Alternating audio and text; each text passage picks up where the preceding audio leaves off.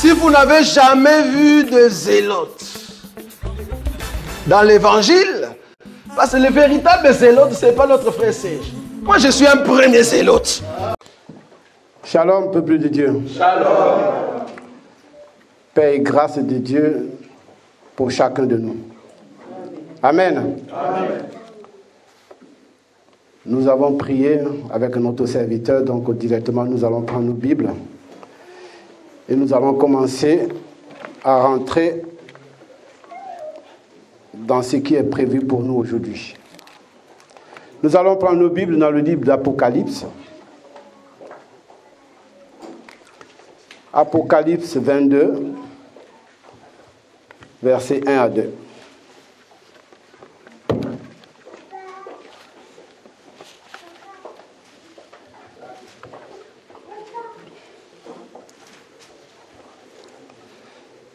Si quelqu'un peut lire pour nous, à haute voix.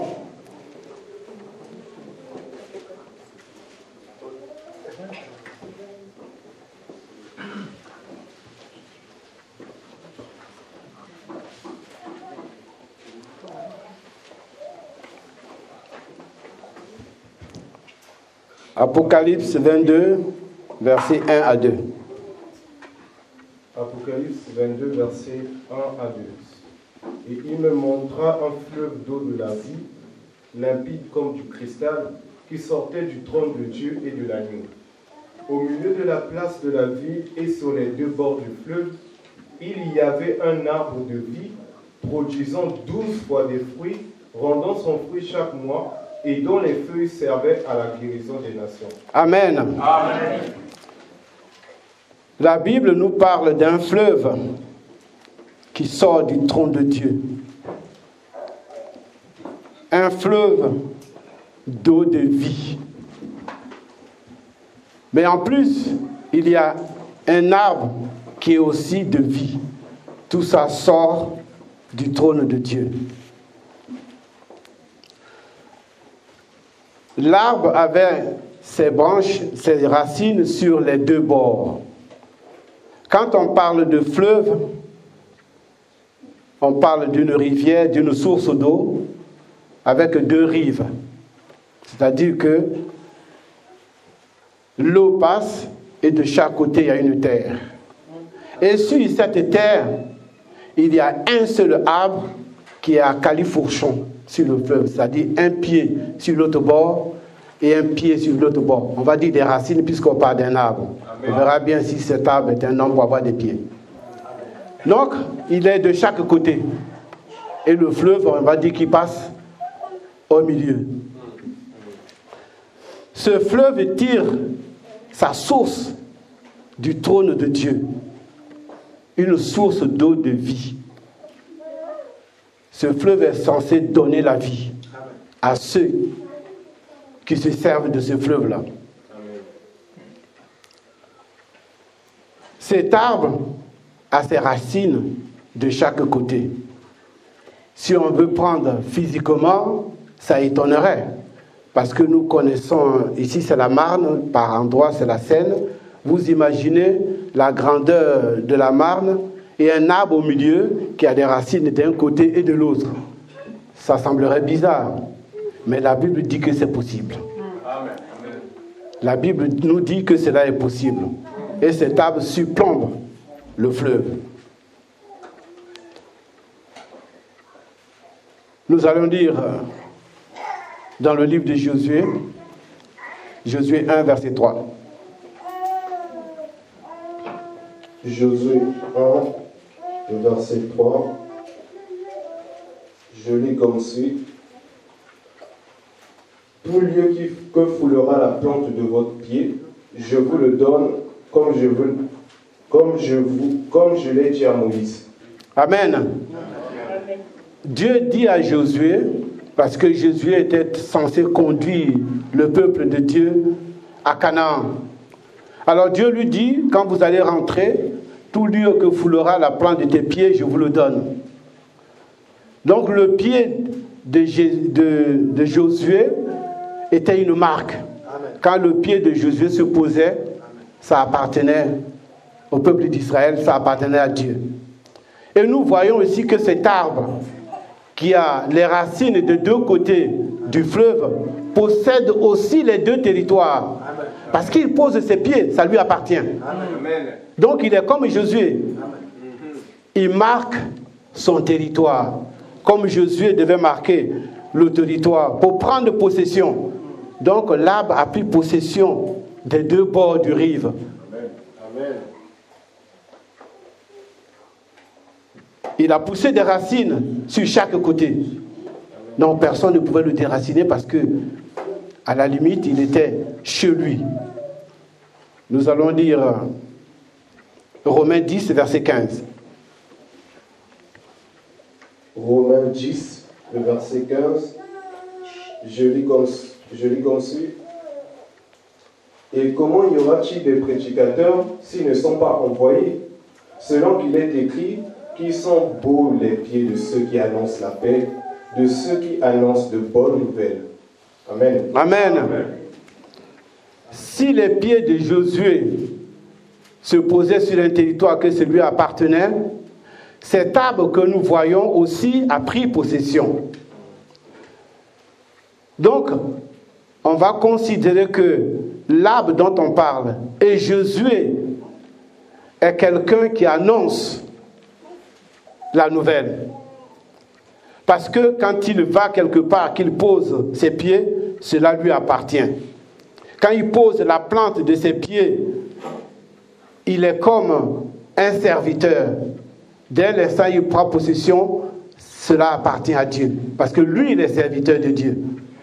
Donc, il va en conquête pour prendre pour Dieu. Et il ramène dans la maison de Dieu, Josué. Il est serviteur.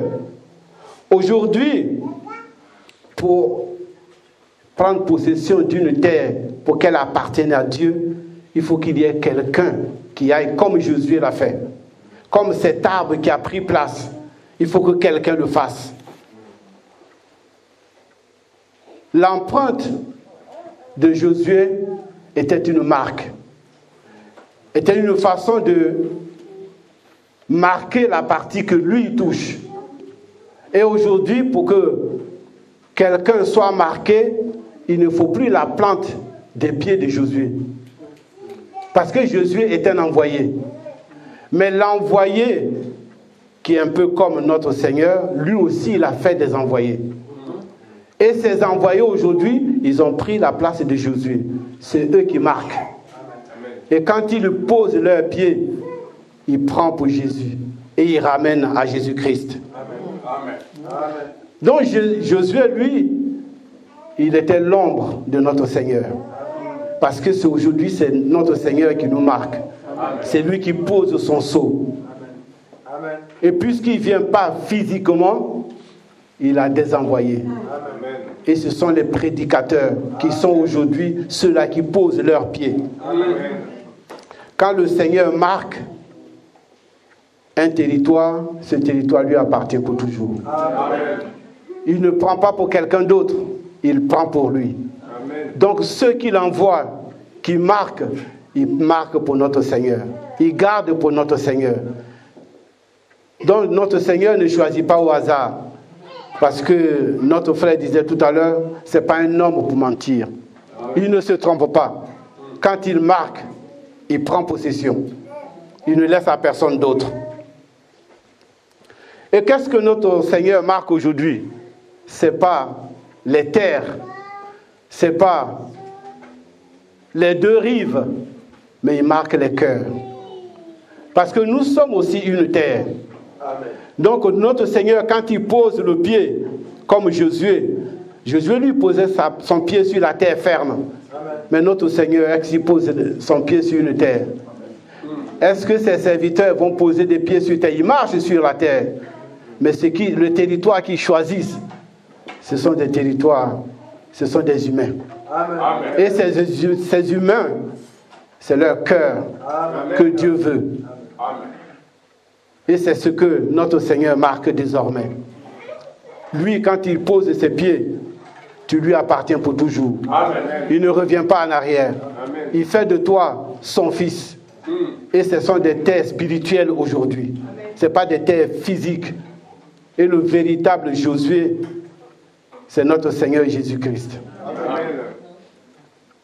L'évangile est la marque du Saint-Esprit dans nos vies. C'est par l'évangile que nous sommes marqués. C'est l'évangile qui pose son pied sur le cœur qui est le territoire de Dieu, sur le cœur de chacun, pour que nous appartenions à Dieu. Nous sommes une terre comme Adam.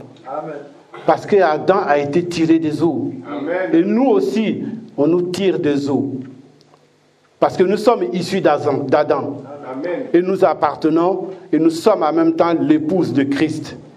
Nous allons lire dans Ésaïe. Ésaïe 62, verset 4. Isaïe 62, le verset 4, je lis comme suit. On ne te nommera plus délaissé, on ne nommera plus ta terre désolation, mais on t'appellera mon plaisir en elle, et l'on appellera ta terre épouse. Car l'Éternel met son plaisir en toi, et ta terre aura un époux. Amen. Amen. Adam à la création n'était qu'une terre, une masse de terre. C'est un ensemblement de poussière pour que Dieu fasse une masse. Mais Adam n'était qu'une terre, il n'était que de la terre, de la poussière. Mais il lui fallut qu'il ait la vie. Et pour avoir la vie, il faut avoir Dieu en soi. Alors Dieu lui donne un souffle. Pour que Adam appartienne à Dieu, il fallait qu'il ait quelque chose de Dieu. Amen. Et c'est le souffle que Dieu a donné. Amen. Mais nous aujourd'hui, pour que nous appartenions à Dieu, il faut que nous ayons un souffle. Amen. Et le souffle que nous avons aujourd'hui, c'est l'enseignement des apôtres. Amen. C'est la parole de Dieu. Amen. C'est ça qui est notre souffle. Amen. C'est pour cela que quand tu as la parole en toi, sache que Dieu a posé son pied. Amen. Dieu a marqué ton cœur. Désormais, tu lui appartiens. Cette parole, c'est elle qui nous sauve. Amen. Parce que c'est par elle que nous appartenons à Dieu. Nous sommes venus, nous sommes réunis aujourd'hui. On aurait pu être quelque part d'autre. On aurait pu faire autre chose. Amen. Mais celui qui est là, c'est qu'il a été marqué. Yes. C'est pour cela que tu ne peux pas te retrouver ailleurs. Amen. Parce que tu portes une marque. Et cette marque, tu as besoin de la montrer à celui qui l'a posée pour prouver que tu lui appartiens. Amen. Parce que tu es son épouse. Amen. Alors il faut que tu sois dans la maison de l'époux pour qu'il sache que ma femme, elle est à la maison, elle s'occupe. Amen. Elle travaille pour moi. C'est une joie pour l'époux. Quand tu regardes autour de lui, regarde dans son foyer, c'est qu'il fait chaud dans la maison. Parce que c'est vrai, nous sommes des hommes, mais vous comprendrez que on ne peut pas envier un célibataire. Parce que quand tu n'as pas de femme, quoi que tu fasses chez toi, c'est froid. Ça, c'est clair. C'est la vérité. Parce que, comme notre frère est parti le prochain jour, il faut que l'un chauffe l'autre. Donc, il est tout seul, mais il est froid. Donc, quand on est à la maison, l'époux est fier de sa femme. C'est pour ça que nous devons être beaux.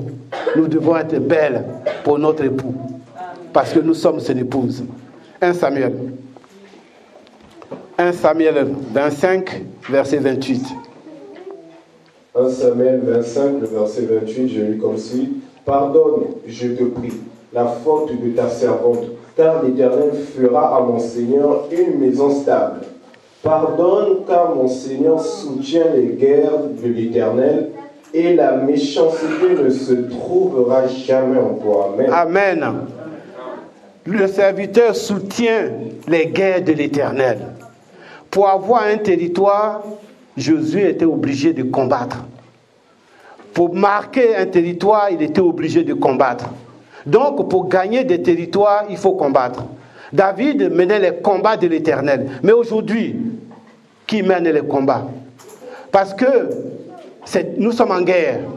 Parce que le monde ne veut pas que ceux qui appartiennent à Dieu sortent de lui. Parce que nous sommes dans le monde.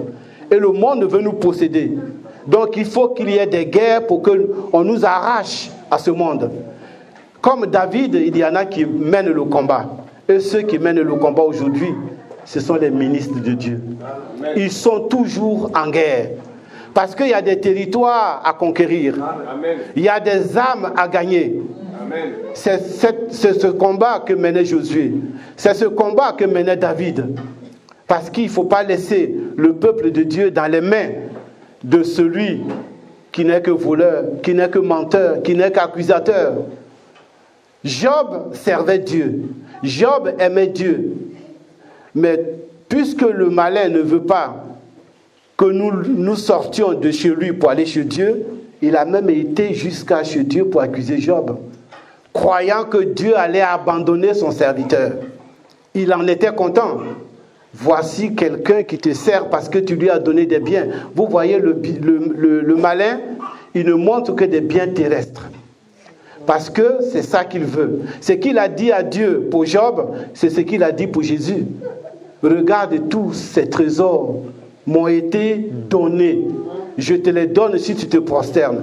Il n'a que les biens. C'est pour cela que si nous courons derrière les biens, c'est que nous choisissons le malin. Parce que Dieu dit à Salomon, je te donnerai la sagesse et l'intelligence, mais les autres avec.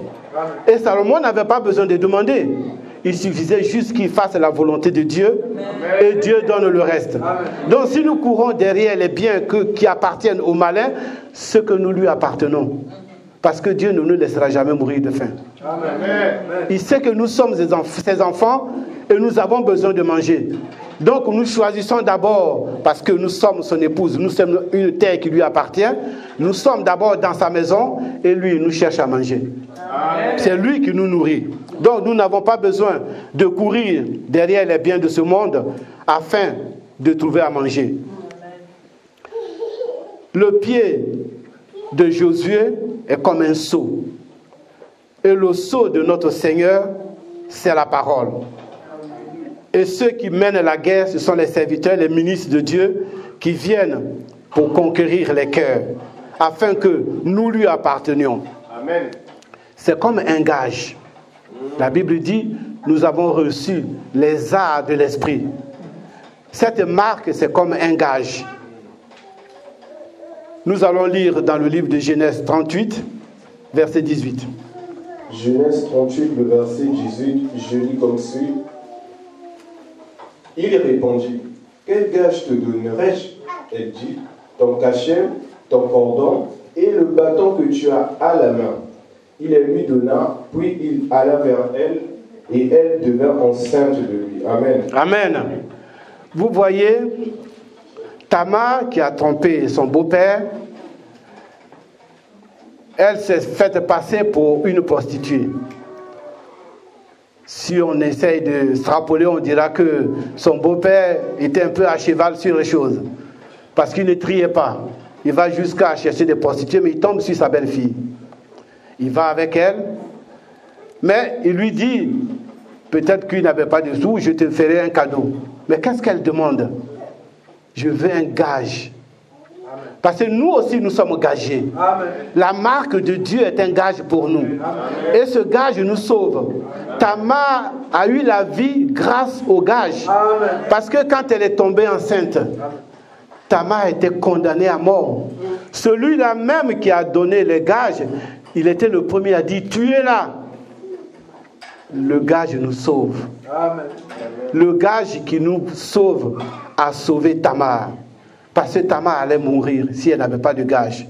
C'est pour cela que quand nous avons la marque de Dieu qui est l'esprit, la parole en nous, amen, personne ne peut s'en prendre à nous. Parce que nous sommes marqués pour lui. Nous lui appartenons. Amen. Personne ne viendra nous déranger. Parce que le gage nous sauve. Le gage nous accorde la vie. Tamar a été sauvée parce qu'elle a reçu des gages. 2 Corinthiens 1, verset 22. 2 Corinthiens 1, verset 22, je lis comme suit. Lequel nous a aussi marqué d'un sceau et a mis dans nos cœurs les arts de l'esprit. Amen. Amen. Voilà notre marque. Nous sommes marqués par l'esprit. Et à cause de l'esprit, nous avons la vie. Amen. l'Esprit nous protège, l'Esprit nous garde. Parce que quand le malin arrive, qu'il voit que ta maison, elle est ornée, elle est occupée, il ne peut plus rien contre toi. Il est obligé de chercher un autre lieu. Ici, nous sommes dans la Bible et la Bible nous dit que notre fleuve sépare deux rives. Je disais tantôt que le fleuve était à califourchon, l'arbre était à califourchon sur le fleuve. On va le lire dans Marc 4, verset 35. Marc 4, le verset 35, je lis comme suit. Ce même jour, sur le soir, Jésus leur dit, passons à l'autre bord. Amen. Amen. Passons à l'autre bord. Voilà un fleuve qu'il faut traverser. C'est comme le fleuve parce que Jésus est avec ses serviteurs et il leur dit, passons de l'autre bord. Mais on voit que ce fleuve qui sort du trône de Dieu, comme la mer était difficile à traverser. Parce que nous allons voir que dans la suite de ce qu'il a lu, les apôtres dans la barque étaient confrontés à la force du vent, au flot de la mer, à la tempête. Pour eux, ils périssaient. Ils n'avaient plus de vie parce que c'est comme si Jésus les avait envoyés à la mort. Ils sont dans la barque, mais ils ont peur. Parce que la mer menace de les dévorer. La barque menace d'être renversée. En pleine mer, il n'y a pas de vie. La preuve est qu'ils avaient tellement peur qu'ils sont obligés d'appeler au secours. Regardez ce qu'ils disent au Seigneur dans la barque, dans le même passage. Marc 4, au verset 38. Marc 4, parce qu'ils avaient peur. Marc 4, le verset 38, je l'ai comme suit. Et lui, il dormait à la poupe sur le coussin. Ils le réveillèrent et lui dirent, Maître, ne t'inquiètes-tu pas de ce que nous périssons? Amen. Amen. Maître, ne t'inquiètes-tu pas de ce que nous périssons? Le fleuve dont il est question ici, c'est la loi de Dieu. Mais on nous dit que cette loi tire son origine du trône de Dieu. C'est une loi de vie, un fleuve de vie. Mais vous voyez que l'eau peut être dangereuse. Voilà une eau qui donne la vie, mais quand on passe dessus avec une barque, on est en danger. Cette eau pouvait les tuer si le Seigneur n'était pas là. Parce que la traversée était dangereuse. Cette loi tire son origine de Dieu, du trône de Dieu. Mais cette loi était quand même dangereuse. Parce que ce fleuve avait d'un côté une rive. Si ce fleuve est la loi, les deux rives, d'un côté, c'est Israël, et de l'autre côté, c'est l'Église du monde. Mais la traversée est difficile, comment? Parce que la loi qui sort de Dieu, elle est bonne, mais elle était dangereuse. Parce que la loi tuait.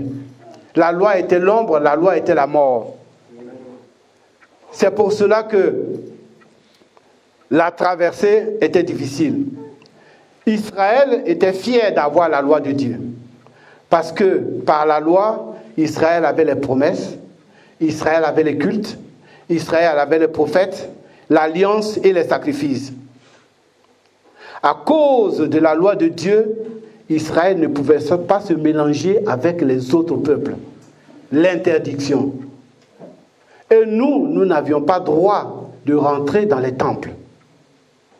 C'est la dangerosité de la loi qui imposait ces interdictions. Et pourtant, la loi, elle est bonne. La loi de vie, elle était la loi de vie d'Israël. Mais est-ce qu'en réalité, cette loi donnait la vie à Israël? Est-ce qu'en réalité, cette loi a pu sauver Israël?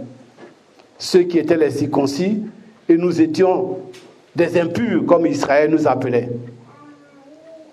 Matthieu 10, verset 5. Matthieu 10, le verset 5, je lis comme suit.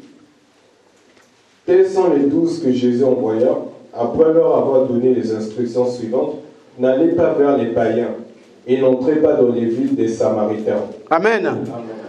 N'entrez pas chez les païens. Ça, c'était de la loi. Or, la loi était censée donner la vie. Ben, elle a des interdits. Elle empêchait les Israélites de rentrer chez les étrangers et les étrangers de se mélanger avec Israël. Ça devenait une ségrégation. Avec la loi, Israël croyait avoir la vie. Or, en réalité, la loi ne donnait pas de la vie. La loi, elle a condamné Israël. C'est pour cela que quelque part la Bible dit, quand on lit Moïse, on a toujours un voile. Parce qu'Israël ne savait pas que ce qu'ils avaient là, ce qui faisait leur fierté, ne leur donnait pas la vie. En réalité, Israël ne vivait pas. Israël était dans les ténèbres. Nous ne pouvions pas rentrer dans les temples parce que la loi nous l'interdisait. Il y avait des interdits pour Israël et il y avait des interdits pour nous. Éphésiens 2, verset 12. Éphésiens 2, verset 12, je lis comme suit. Souvenez-vous que vous étiez en ce temps-là sans Christ, privés du droit de cité en Israël, étrangers aux alliances de la promesse, sans espérance et sans Dieu dans le monde. Amen. Amen. Nous n'avions pas Dieu, nous n'avions pas les promesses, nous n'avions pas les prophètes, nous étions exclus, nous étions pour Israël un peuple impur, donc il ne pouvait pas se mélanger avec nous. À cause de ce que Israël avait, Israël faisait peur. Dieu lui a même dit quelque part, tous les peuples vous prendront pour un peuple sage et intelligent. Parce que ce peuple appartenait à Dieu, à cause de cette loi. Mais cette loi rendait la traversée dangereuse. La preuve, c'est que les apôtres, quand ils sont dans l'eau, qu'est-ce qu'ils disent? Seigneur, ne vois-tu pas que nous périssons? Cette eau-là qui tire sa source de Dieu, elle était dangereuse. Elle pouvait tuer. C'est pour cela que les apôtres, ils avaient peur. À cause de tous ces interdits, le fleuve qui sort du trône de Dieu est un fleuve de mort. Il était impossible de joindre les deux bords. On ne pouvait pas traverser, aller d'un bord à l'autre. Mais heureusement qu'au milieu, il y avait un arbre. On va lire dans Luc 10, versets 30 à 33. Luc 10, le verset 30 à 33, je lis comme suit. Jésus reprit la parole et dit, un homme descendait de Jérusalem à Jéricho. Il tomba au milieu des brigands qui le dépouillèrent, le chargèrent de coups et s'en allèrent le laissant à demi-mort. Un sacrificateur qui par hasard descendait par le même chemin, ayant vu cet homme passa outre. Un lévite qui arriva aussi dans ce lieu, l'ayant vu, passa outre. Mais un samaritain qui voyageait étant venu là fut ému de compassion lorsqu'il le vit. Amen. Amen. Amen. Le samaritain dont on parle ici, c'est l'arbre qui a sur le fleuve, qui est à Califourchon. Parce que c'est cet arbre qui sauve. C'est Jésus-Christ dans la barque avec les disciples qui allaient se noyer. C'est lui seul qui a compassion de tout le monde. C'est le seul qui puisse se sauver. Parce que l'arbre qui a les racines sur les deux bords, alors que le fleuve était dangereux qu'on ne peut pas traverser, c'est lui qui va rapprocher les deux bords pour en faire qu'une seule source. Parce qu'avec lui, personne ne se perd. Avec lui, personne ne meurt. Il n'abandonne personne. Même si vous étiez fâché, il suffit que vous pensiez à Christ et votre colère s'apaise. Votre colère s'efface. C'est pour ça qu'il dit, il ne faut pas que votre colère dorme. Il faut vous dormir avec votre colère. Parce que il vous apaise le cœur. le fleuve qui était dangereux ici avait tout un arbre, notre Seigneur Jésus-Christ, qui lui va permettre la traversée. Parce que s'il n'eût pas été là dans le fleuve, reconnaissant que les apôtres étaient perdus, ils allaient mourir. Alors cet arbre est venu pour les sauver. Ici, ce pauvre bonhomme qui partait de Jérusalem à Jéricho, la traversée aussi était dangereuse. Parce que Israël ne devait pas se mélanger à d'autres peuples, puisque Jésus dit, n'allez pas chez les Samaritains. Et voilà que quelqu'un quitte Jérusalem, la ville du roi, pour aller à Jéricho, la ville maudite. Lui, il ne pouvait pas passer, puisqu'on ne peut pas. La Samaritaine a dit à Jésus-Christ, pourquoi tu me demandes de l'eau à moi, moi une Samaritaine? Nous n'avons pas de rapport. Donc, il ne pouvait pas prendre son eau. Mais elle a fini par comprendre que celui qui demandait de l'eau était celui-là qui est la source elle-même de vie, et c'est lui qui sauve. Amen. C'est lui la véritable source. Amen. Donc, ce pauvre malheureux a été sauvé par l'arbre qui est sur le feu, parce que c'est celui-là même qui sauve. C'est pour cela qu'il a pu sauver ce malade, il a pu le guérir, il a pu sauver les apôtres sur l'eau, et il continue à sauver nous qui étions dans l'eau, nous qui étions perdus, nous qui étions égarés, nous qui n'avions pas droit de citer. Il vient nous marquer pour nous sauver à nous aussi. Amen. Quand nous avons Christ, nous avons la vie. Sans Christ, nous avons la mort. Nous allons lire dans 2 Rois 2, verset 21. 2 Rois 2, verset 21, je lis comme suit. Il alla vers la source des eaux et y jeta du sel, et dit, ainsi parle l'Éternel, j'assainis ces eaux, il n'en proviendra plus ni mort ni stérilité. Amen. Amen. Élisée venait d'assainir les eaux. Amen. Notre arbre qui est à califourchon sur le fleuve va assainir ce fleuve. Parce qu'on vient de remarquer que ce fleuve est un fleuve de mort. Il sortait de la source de Dieu, mais il ne donnait pas la vie non plus. Mais il lui fallut que le Samaritain vienne, que le véritable Élisée vienne pour assainir ce fleuve, afin qu'il donne la vie. Amen. Pour ne plus que mort en provienne, il faut que notre Seigneur Jésus-Christ vienne assainir ces eaux. Il faut que notre Seigneur Jésus-Christ vienne rebâtir Jéricho, parce que Jéricho était maudit. Et pour aller à Jéricho, il faut qu'il y ait la vie. Pour ne plus que celui qui se rend à Jéricho meure, il faut que le bon Samaritain vienne. Il faut que celui-là même qui n'a pas peur de mourir donne sa vie pour que Jéricho soit rebâti. Josué 6, 26. Josué 6, 26. Je lis comme suit. Ce fut alors que Josué jura en disant, maudit soit devant l'Éternel l'homme qui se lèvera pour rebâtir cette ville de Jéricho. Il en jettera les fondements au prix de son premier-né, et il en posera les portes au prix de son plus jeune fils. Amen. Amen. Celui qui rebâtit Jéricho va commencer par son fils aîné, et il va poser les portes par la mort de son deuxième fils.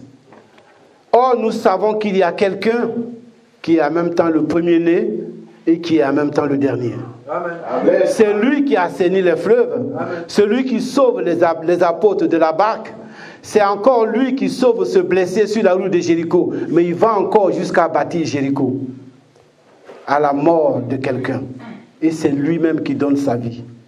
Il est le premier-né, puisqu'il faut poser les fondements. Par la mort du premier-né, notre Seigneur est le premier-né. Il est l'alpha. Pour poser les portes, c'est à la mort de son fils cadet. Il est le deuxième fils, il est l'oméga. Amen. Lui, en mourant, il rebâtit Jéricho. Il donne la vie à Jéricho. Il sauve les habitants de Jéricho. Il n'y a que Jésus-Christ qui donne sa vie pour sauver et Israël, pour sauver et l'Église du monde. Il n'y a qu'un seul pour nous réunir. Il n'y en a pas deux. Il est l'alpha, il est l'oméga. Il est le commencement, il est la fin. Et il n'y a que lui pour donner la vie. C'est pour cela que quand il a ses deux pieds sur les deux rives, n'ayons pas peur. Parce qu'il sauve et à droite et il sauve à gauche.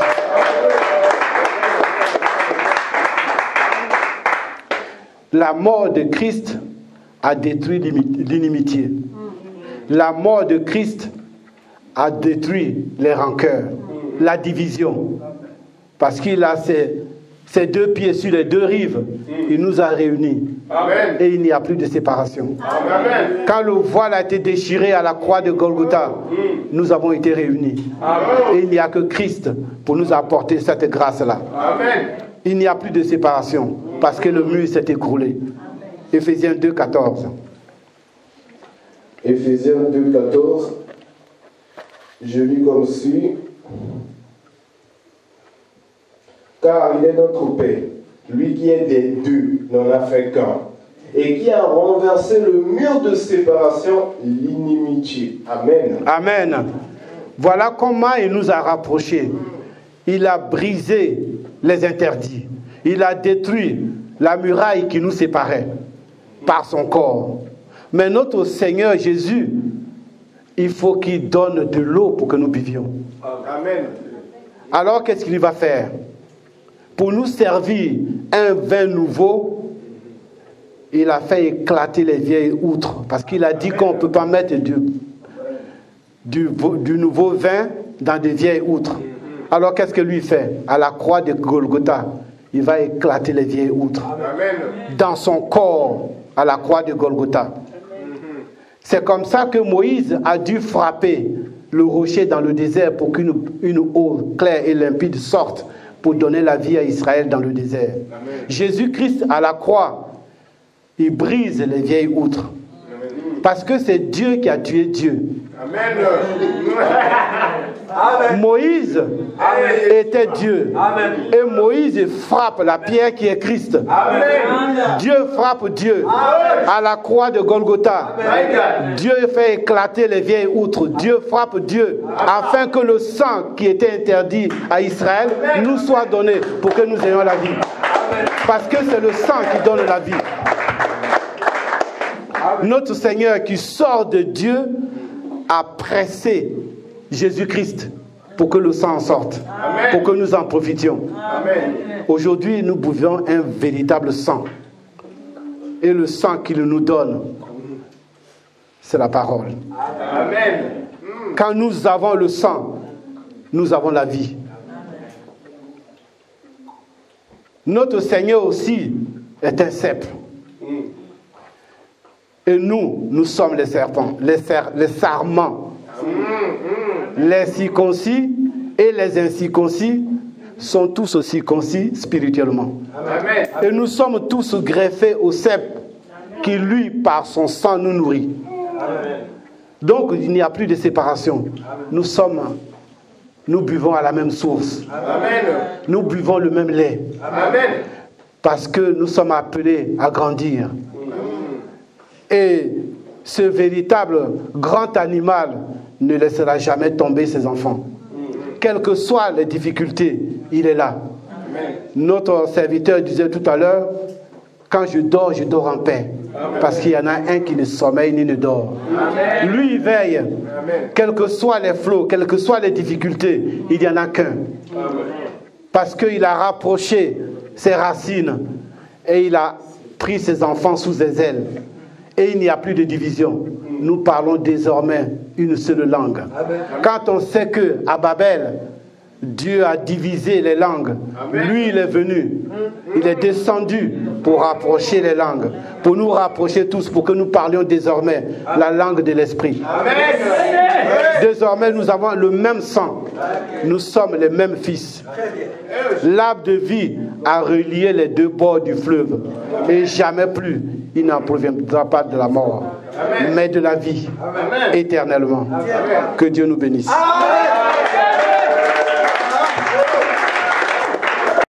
Nazakomata ngai